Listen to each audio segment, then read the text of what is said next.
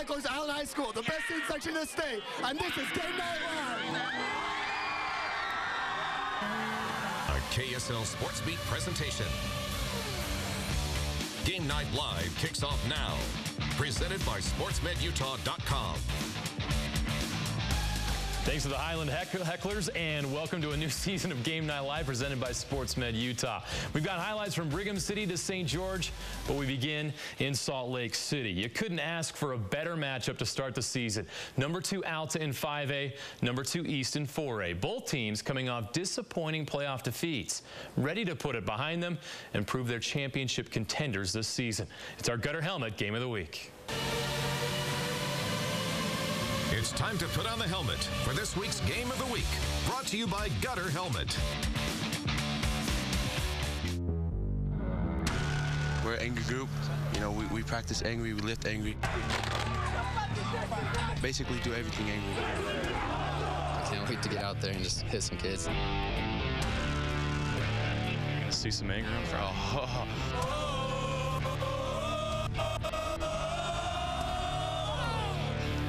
You'll see it. It's coming.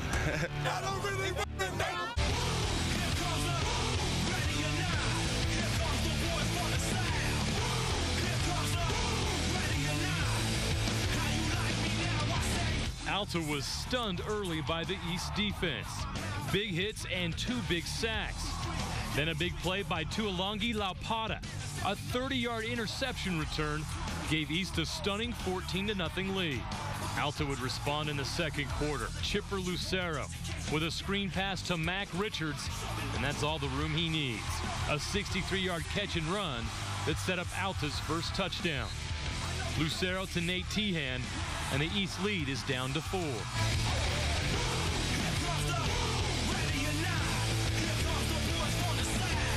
The Leopards had just enough time before the half to answer. Quarterback Isaac Valles finds Joe Tukuafu with 16 seconds left. And the Leopards took a 21-10 lead into the locker room. East would increase their lead in the third quarter. Preston Curtis with a big catch and run of his own. He fumbles the ball, but he's able to recover. That sets up another touchdown pass from Valles to Tukuafu. East up 28-10. The Hawks would try to rally. Lucero finds Carter Heslop for a 42-yard touchdown. But on their next drive, East crushes any hopes Alta had with a 57-yard touchdown run by Ula Tulatau. East makes a statement with a 42-24 win over 5A's number 2 ranked team. Corey, you guys made quite a statement tonight. That was an impressive win. Yeah, it was fun. We've just put in a lot of work, and Alta is probably one of the best teams of 5A. It just feels really good.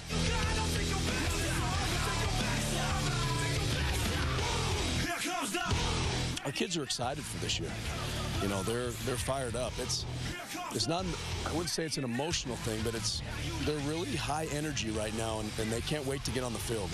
We felt like we were caged dogs in the locker room. We couldn't wait to get out there. So it's a fun group to coach. That was a very impressive win. Well, Brighton hosted Game Night Live in the Jungle Friday night. The Bengals are loaded with talent and ready to prove they're among the elite in 5A. American Fork returns 9 starters on offense, hoping to make a similar statement. Rod Zundel has the highlights.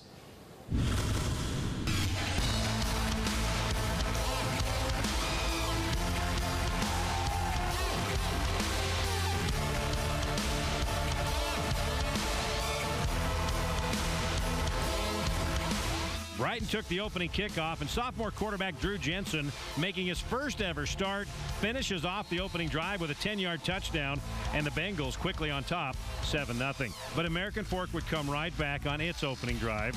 Jason Conde to Zach Katoa. First of 2 hookups in the first half, and we're tied at 7. Now back to the sophomore quarterback. Jensen again dances his way into the end zone, and the Bengals had built the lead to 21-7. But Conde keeps the caveman a-coming. Here's that second hookup to Katoa we told you about, and what a beaut it was. Great catch by Katoa to keep his feet in bounds. And Brighton had a 28-21 lead, 11 minutes left in the fourth quarter when it went dark. blackout, power outage. Both teams mauled around the field. The officials, of course, let it go as long as you want it to go. But talked it over with the coaches to figure out what they wanted to do. We consider the game. Yeah, let's try it again. Let's wait it out. They decided to wait it out, and they had to wait 31 minutes for play to resume. And when they got back out on the field, American Fork, with under 2 minutes left, Condi to Jake Laycock, and it was a 6-point ball game. American Fork would have one last chance in the final moments. But it's picked off by Alec McCardell, and that is your ball game.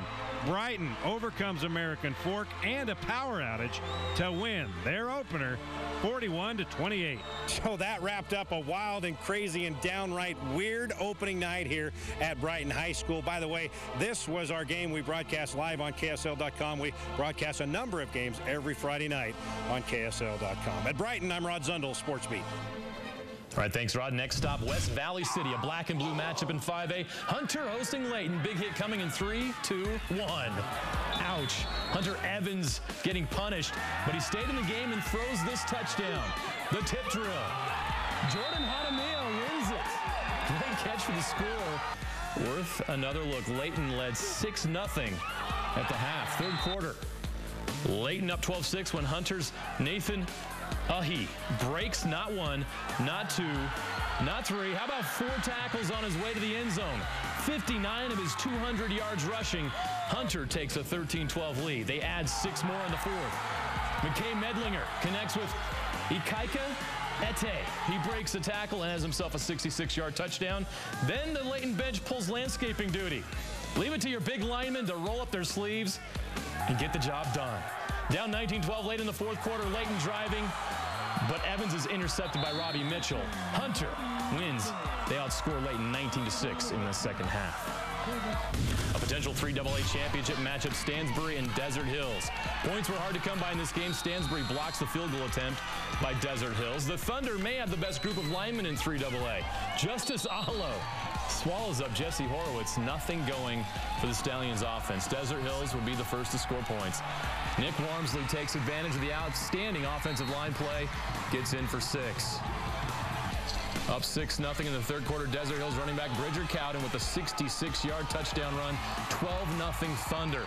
That's all the scoring they would need. The defense in midseason form, stuffing Aggie commit Chase Christiansen all night long. Desert Hills opens the season with a very impressive home win. Riley Nelson led Logan to a state championship in 2005. DJ Nelson did the same thing at quarterback in 2011. Can Chase Nelson join his brothers and lead the Grizzlies to another state title? That quest began last night in Layton against the very talented Northridge Knights. Dave Noriega was there for this opening night thriller.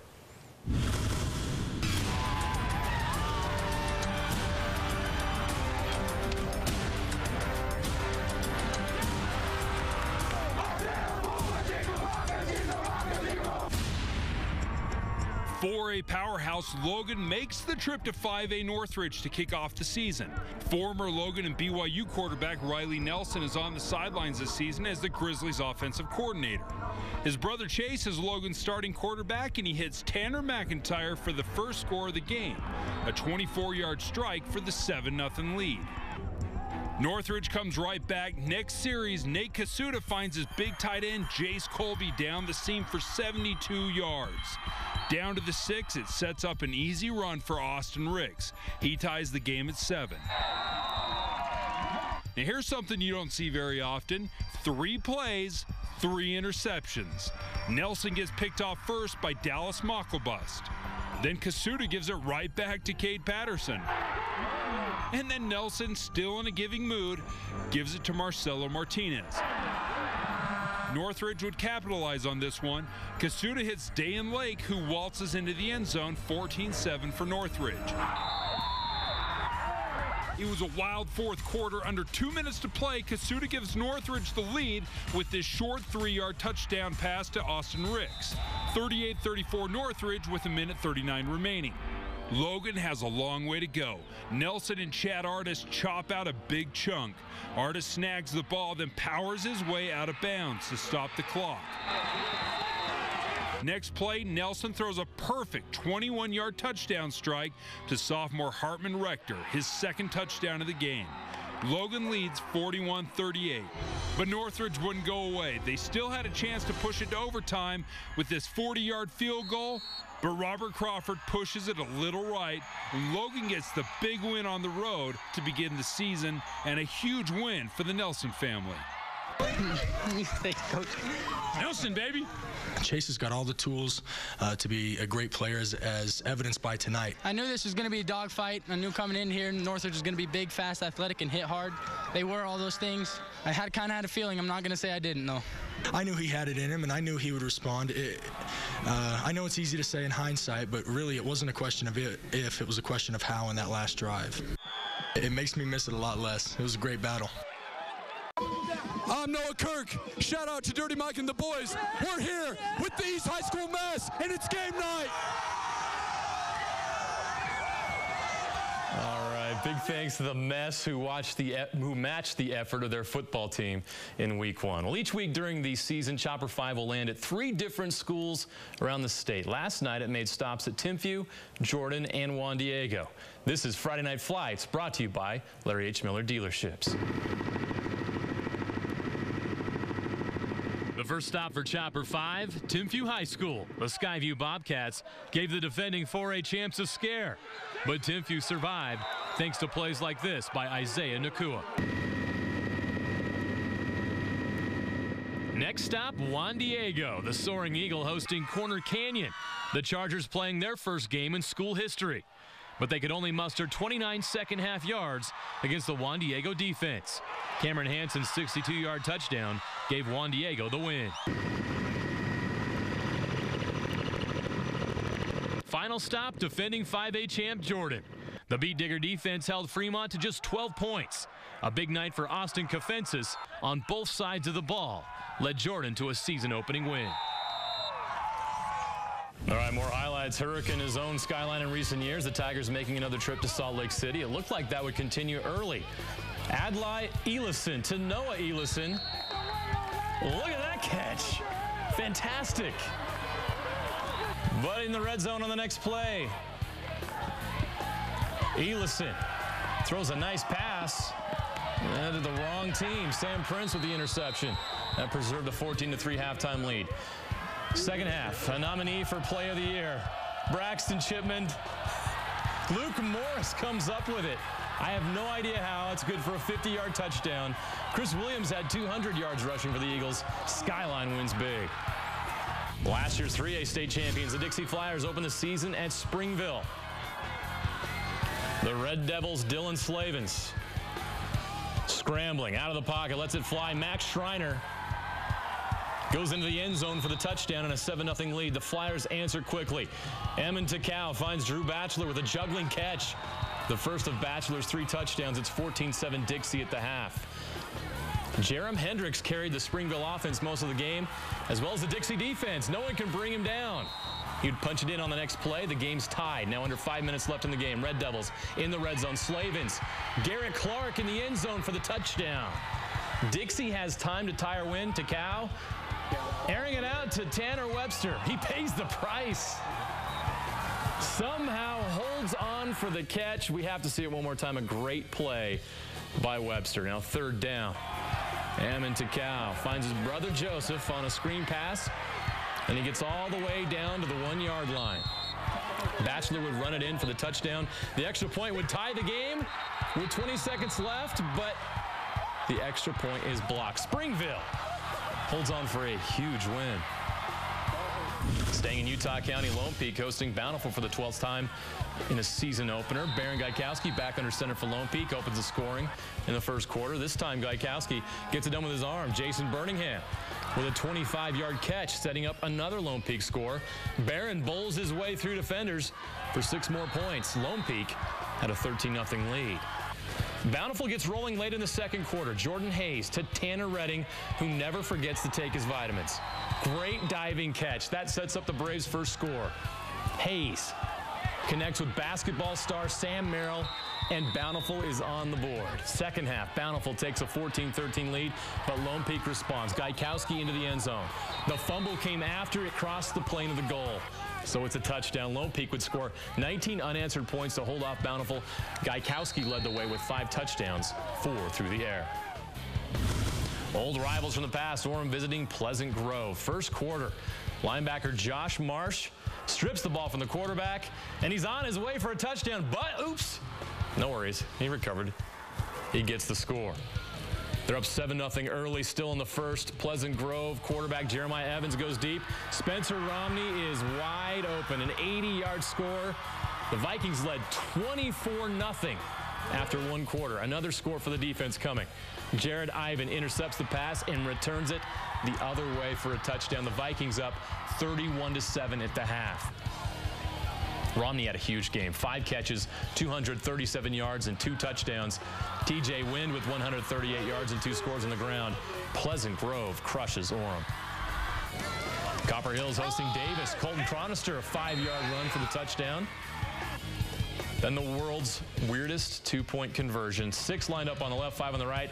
And Chronister gets a 2-point pass conversion. I guess it's effective. Davis too strong. The Darts scored 45 unanswered points. Mason White had some scores as well. Riverton hosting Granger. Before we get to Keaton Kimball running, he's going to take an interception back for a pick 6. You gotta be careful where you throw the ball when he's in the area. 14-0 already for Riverton. Then Kimball runs all over the Granger defense. That's a 13-yard score, and it's 20-0. The Lancers would get on the board. Zach Ashman goes over the middle. Suli Tukumoyatu is going to do the rest. 91 yards. 20-7 the score in the second quarter. Riverton did not slow down, and neither did Kimball. He busts one up the sideline. He's finally going to be stopped after 40 yards. Cameron Christensen's going to punch it in after that. Riverton with 474 yards rushing. They crushed the Lancers. 2 great defenses collide in Brigham City. Box Elder hosting Syracuse. And it was a big night for BYU commit Kavika Fanua. He'd score the game's first touchdown, giving the Titans a 9-0 lead. Box Elder responds with a big play. Kate Brooks. This is a 91-yard kickoff return for a touchdown. It's going to take a while, but it's impressive. Once he gets in the open, he's gone. B's hanging tough with one of the best teams in the state, but Fanua, he's just too good. He puts this game away in the fourth quarter. That's why he's going to BYU right there. 47 yards for the score. The Bees battled, but Syracuse opens the season with the road win. Lehigh opened the season with a win over Murray. This is Lehigh's Austin Wetzel on the punt return. He's pretty crafty, and he's going to find a hole and go 45 yards for the touchdown. Caden Calton had 195 yards rushing and 3 touchdowns in the victory for Lehigh.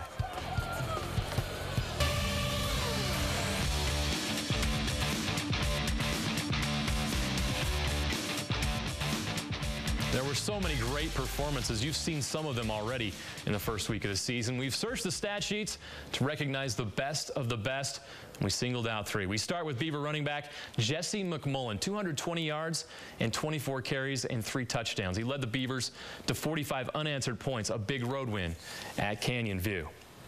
Pineview quarterback Cody Wilstead also led a comeback. He was 24 of 39, 411 yards passing and 3 touchdowns. He rallied the Panthers from a 7-point halftime deficit to a 38-24 win at Judge. And he could probably be mentioned here every week, but you can't ignore the numbers put up by Austin Kofentzis on both sides of the ball. 300 yards passing, 100 rushing, 2 touchdowns passing, 2 touchdowns rushing, and 3 interceptions on the defensive side of the ball. He was playing for his grandmother, who passed away on Friday. Quite a performance. So many kids dream of this moment, work so hard for this moment, that chance to represent their school and their family under the Friday night lights. Here's a look back at the best moments from the first week of a new season, brought to you by Brent Brown Toyota.